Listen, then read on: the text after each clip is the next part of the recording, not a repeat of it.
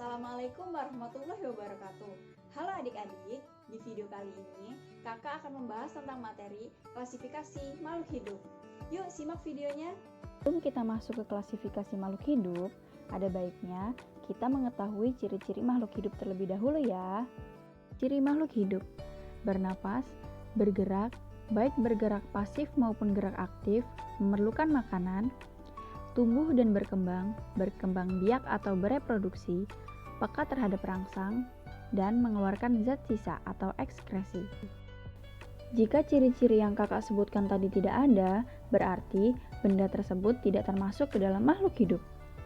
Nah, selanjutnya yang akan kita bahas adalah ilmu yang mempelajari tentang klasifikasi makhluk hidup.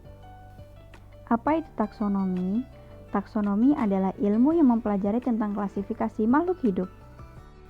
Tujuannya adalah untuk mempermudah dalam mempelajari makhluk hidup. Nah, adik-adik silahkan perhatikan tingkatan takson di samping. Ada kingdom, filum atau divisi, kelas, ordo, famili, genus, dan spesies. Yang selanjutnya adalah sistem klasifikasi 5 kingdom. Terdapat Plantae, Animalia, Fungi, Protista, dan Monera. Pun ciri-ciri Plantae adalah multiseluler, eukariotik, dan dapat menghasilkan makanan sendiri atau autotrof. Animalia memiliki ciri-ciri multiseluler, eukariotik, dan tidak dapat menghasilkan makanan sendiri. Fungi memiliki ciri-ciri uniseluler atau multiseluler, eukariotik, dan heterotrof. Ciri-ciri Protista yaitu uniseluler atau multiseluler, autotrof, dan heterotrof.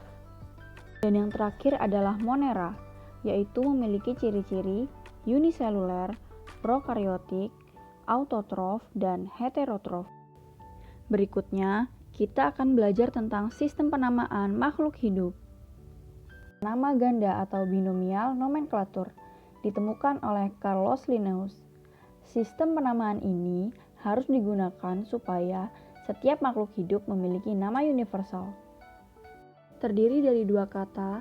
Kata pertama adalah genus, kata kedua adalah spesies. Yang kedua, antara kata kedua dan kata ketiga diberi spasi atau jarak. Yang ketiga, jika ada 3 kata, maka di antara kata kedua dan ketiga diberi tanda strip tanpa spasi. Yang keempat, hanya huruf pertama yang kapital. Yang kelima, cetak miring jika di Word dan di garis bawah jika ditulis tangan. Contohnya adalah Mimosa pudica atau putri malu dan Oryza sativa atau padi.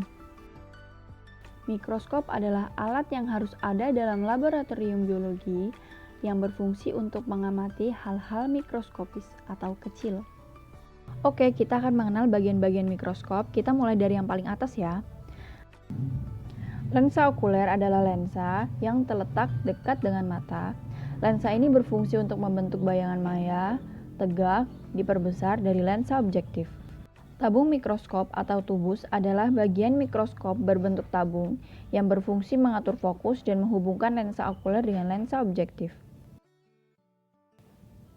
Revolver adalah bagian mikroskop yang berfungsi mengatur perbesaran lensa objektif.